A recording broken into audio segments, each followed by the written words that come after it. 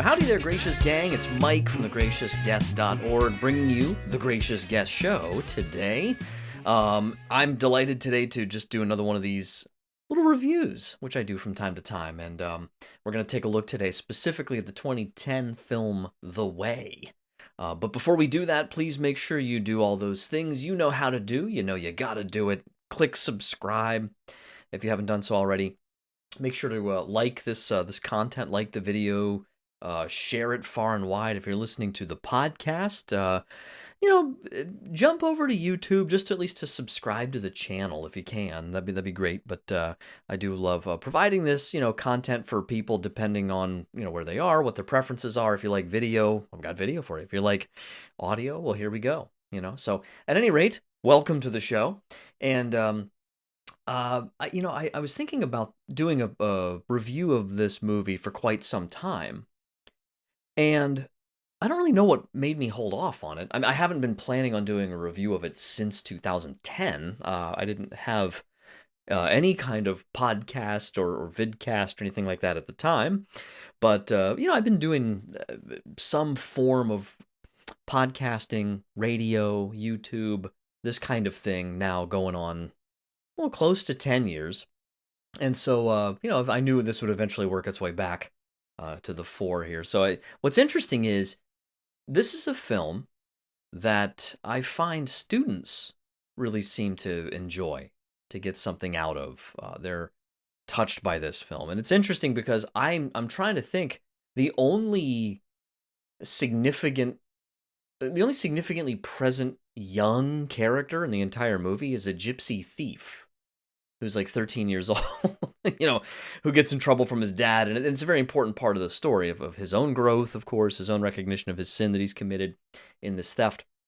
But, and the community struggles of the stigma that their community gets, I believe it's Romani, I think, the gypsy, I think is sort of a pejorative term anymore as far as I understand. But it ain't. My only point is, this isn't a movie about kids. It's not a movie about teens.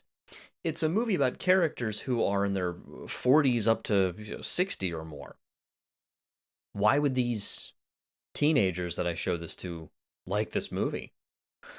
And so that was something that got me thinking about it again in a more profound way. And, again, I just wanted to do a breakdown of the movie itself here on the show today, kind of as a result of thinking about it more recently. So some basic background information here. This movie's called The Way. Excuse me. It's a reference to the Camino de Santiago, which is an ancient pilgrimage route really along northern and northwestern Spain. A lot of people begin in the French Pyrenees, they go through the Basque region, they go across northern Spain, and they end in Santiago, which is St. James in Spanish. And so there's this ancient pilgrimage tradition to this site that is reputed, historically and certainly traditionally to be the resting place of the remains of St. James the Greater, the apostle of Jesus, who was the brother of John the Apostle.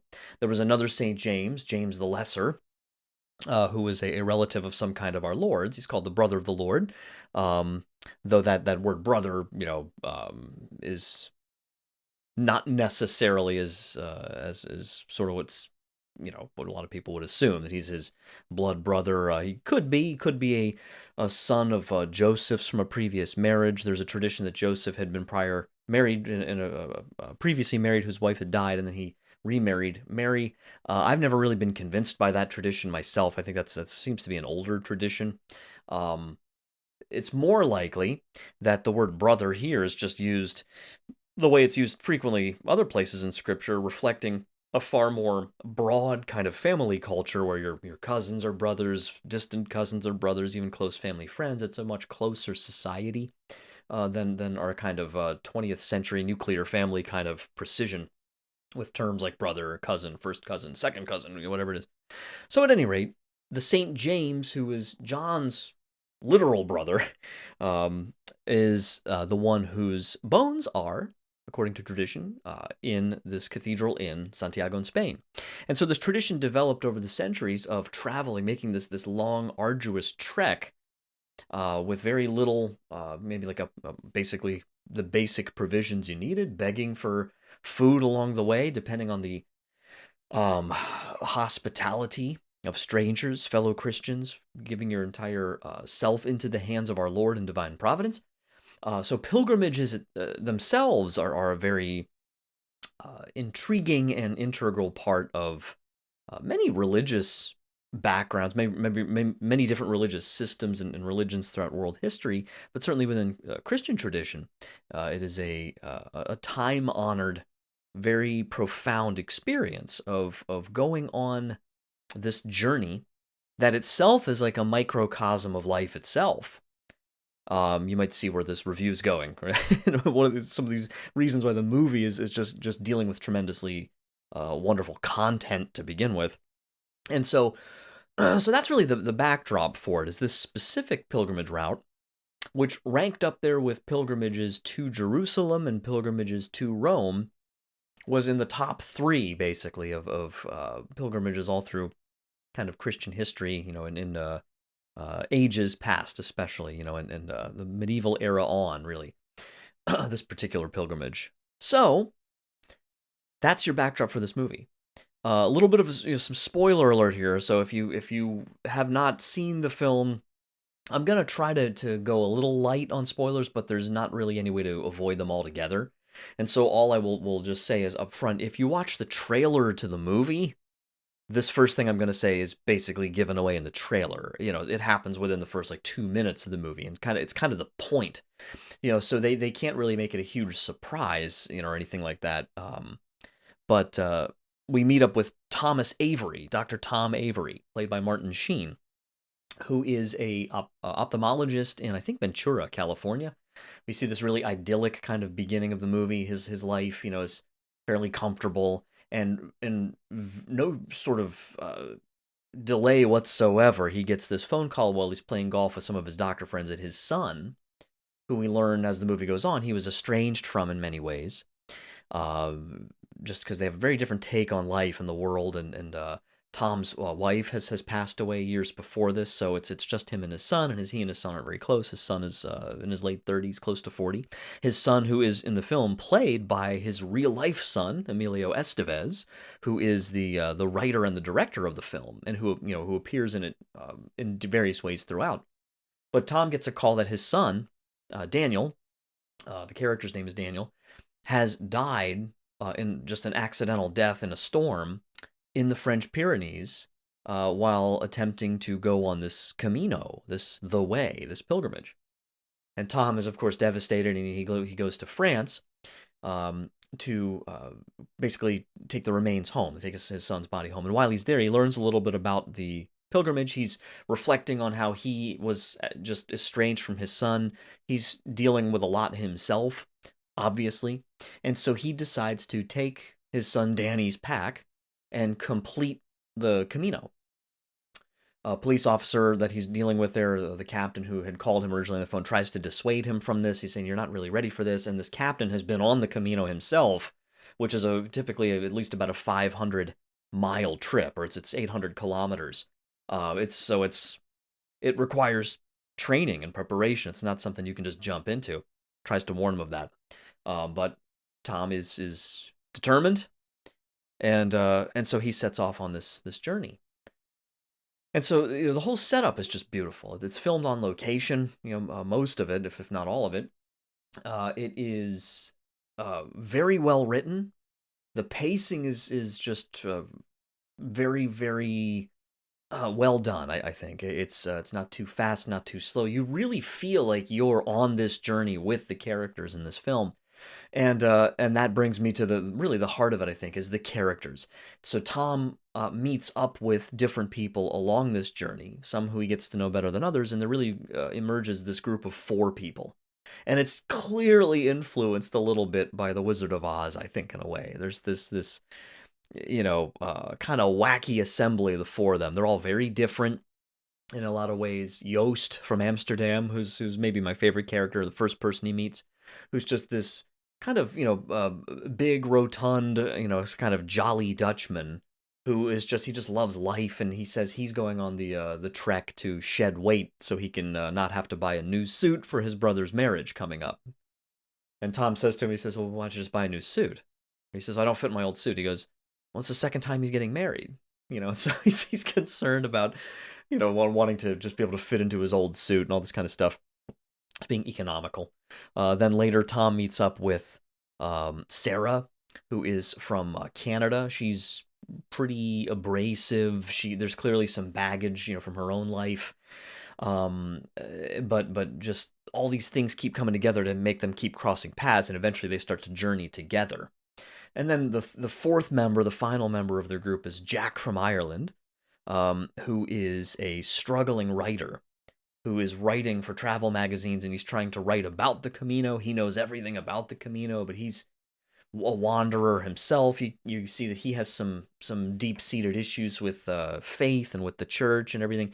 And what's just so beautiful about this movie is how all of these characters unfold, how they all flower very intentionally. It's so well written, right? I mean, nothing in this movie is by mistake, right? It's a fictionalized account that does bring into, and I'll include this in the show notes with the other stuff.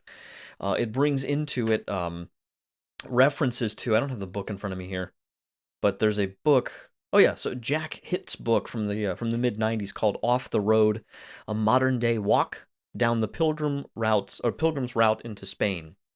I have not read this book myself. It's on my to-do list, but I imagine it seems that the writer Jack from Ireland is at least somewhat based on this Jack Hitt author who wrote this book, which Emilio Estevez apparently read and was inspired by a lot of the stories from the Camino in the book. That then he wove some of those, at least in seed form. It's a mixed analogy. A mixed metaphor. He wove these threads, some of these seeds that were in the book. He kind of planted into the storyline itself. So it's not a full true story, but it's based on enough true elements that there's truth to it. I think Emilio Estevez's son, who's Martin Sheen's grandson, obviously the main actor in the movie, Martin Sheen, went on the Camino. Apparently met his wife, I believe, on the Camino, and was, I think Martin Sheen actually went with him on it too, or he had been on it as well. So I don't think Emilio Estevez had ever been on the Camino, but through his dad and his son's stories, through this book, he really wanted to do this project. And so that it's just, there's a real family connection in it. It's beautifully filmed. The scenery is incredible. It really gives you a great sort of overview and way to kind of get into this very ancient pilgrimage in a very authentic, I think, kind of way. And it's just loaded with scriptural connections and allusions, and scriptural and just the Christian life. None of the main characters are orthodox believing, Christians per se. They're kind of agnostic, or they're not so sure, or they're lukewarm, or even hostile in some cases. And so the way the movie treats faith, I think, is tremendously respectful. I think it's honest. I think it doesn't just write faith off as a lot of places and individuals might do these days, as just something that's for unthinking people, and nothing to be taken seriously. But it also doesn't have a view of faith that I think is maybe equally damaging sometimes, that it's, just white knuckle it and just have faith. And, that's all there is to it. And it's like, well, no, I don't think that there is all. I mean, I think it's important to acknowledge our struggles, to acknowledge how hard it can be. Christ says his yoke is easy and his burden is light, but that's his yoke.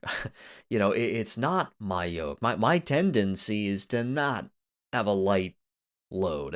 So I'm always fighting myself. I'm fighting my sinful fallen self. You're fighting your sinful fallen self. It's called concupiscence. It's a gravity within us that is a unchangeable, by our own efforts, effect of original sin. You can think of it, and I say this delicately, you can think of that as, almost like a spiritual birth defect, that we in our world, and I know people in this situation. At least if you don't know someone personally, you've seen it or you know of it, that there are certain conditions or certain struggles, certain obstacles that people can end up facing even for a lifetime because of something that happened when they were in the womb. Might have been the fault of someone else, maybe one of their parents. It wasn't their fault, but it is their reality because all of our actions have an effect, not just on ourselves, but on everybody else. I always tell my students, there's no such thing as a private sin. Um, you're like, what do you mean? There's all kinds of private sin. No, there's personal sin. So I commit a sin, right? I have original sin that's washed away through baptism, but I'm still struggling with its effect. I struggle with my own, personal sins that I as a person am committing or I'm tempted to. So it's personal, but it's not private. Even sins I might commit when no one knows and no one's looking. Everything I do disrupts the entire human race because it disrupts me, first and foremost, most immediately perhaps, right? It's making me a little less human. And if I'm a little less human when I go out and I'm talking to other human beings, when I'm teaching my students, when I'm disciplining my daughters, when I'm having a maybe argument with my wife, how I'm gonna be in that moment is, in some part, even a small part, shaped and affected by certain sins I've committed up to that point. Am I more patient or less patient? Am I more hostile than I should be in this moment than I would have been if I had worked through some other hostile moments? Do I have to get that last little insult in? Do I have to have the last word? Right? So no sin is private, as if it doesn't affect everybody else, even though it is personal. And so what I love about this is faith is hard. I mean, but it's worth it. It's worth fighting for. It's worth falling down and getting back up. And so this movie's just loaded with that, right? These people are not stained glass window people. They're real, and the people in the stained glass windows were real too. It's an art form that sometimes gives people a wrong impression. When those people were living in the moments that you see depicted in the stained glass, they weren't stained glass people. So if you see a stained glass window of, oh, geez, I don't even know, Peter walking on the water. Well, what happened when that was happening? He lost faith like that and started to sink. So you get a snapshot in the stained glass window of maybe Peter at his best, but 2 seconds later, Peter's at his worst and he almost drowns. Right? So, I mean, so just to keep that in mind, I think for all of us, that as you watch this film, I think the kids, as they're watching it, my students or anybody watching it, age is irrelevant. It doesn't matter if these people are older than my students. If you're a person who's in your 60s, 70s, whatever you're watching this, it doesn't mean the movie's irrelevant because most of the characters are in their 40s. So there's something I think for everybody in this. There's a real honesty to it. The movie's just, the music's great. There's a great balance of humor with more sort of somber, serious tearjerker type moments. And so that's really all I want to say about it today. I don't want to ruin it. I don't want to tell you anything about what happens, to them within the movie, what they learn. But I will finish with just this last thing. The reasons that they are on the Camino, the reasons that they think they're on the Camino, are very, very different than what they say. Or there's a lot more to it, at least. And I just want to bring up this quote here to make sure I don't misquote it. Hang on just a moment here. Yes. Well, it's right on the cover. It's on the box. What am I doing? I know it. There's a scene at the beginning. This great line. It's sort of the slogan for the movie. When Tom is driving Daniel to the airport, he has a flashback remembering, when he took him to the airport to go on these journeys around the world, where then they became sort of estranged after this. And he says, I know my life may not seem like much to you, saying to his son. He says, but it's a life I choose. And his son just very wisely says to him, Dad, he says, you don't choose a life, you live one. There's a lot more to it than that. It's not something that I can, like Tom has this notion that you basically just, you You do the work, you carve this thing out, and his life is very predictable. It's nice and neat in this little box. That's not how life is. And so Tom learns on this journey that he has been basically deluding himself. He's very successful. He's got great clients. He's a great doctor. Nothing wrong with that. But he's missing the point, the meaning of life, by thinking that he can control it and make it just, this perfect way, and not be exposed to the true vulnerability that must come with genuine redemption, a willingness to recognize our sin, our willingness to admit it, to confess it. There's a lot of confession in this movie. There's no sacramental confession in it at all, but there's a lot of confession, the psychology of it, in a sense, the core of confession. Keep this in mind. Confession is objectively powerful. It's a sacrament that God has given us. But most of human history, the sacrament didn't exist. But the importance for us to get this out has always existed.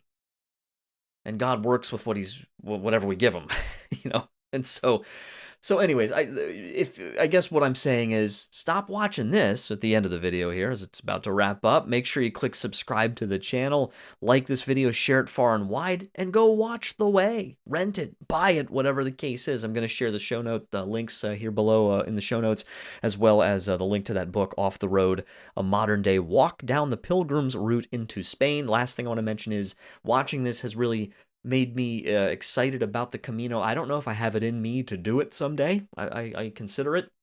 But I'm happy to report to you that I have in the works right now, hoping to make this a series at least a couple times, because I'm getting to know some people who have been on the Camino. I'd love to have them on this show in interview fashion in the not too distant future to talk about the Pilgrim Road on the Camino.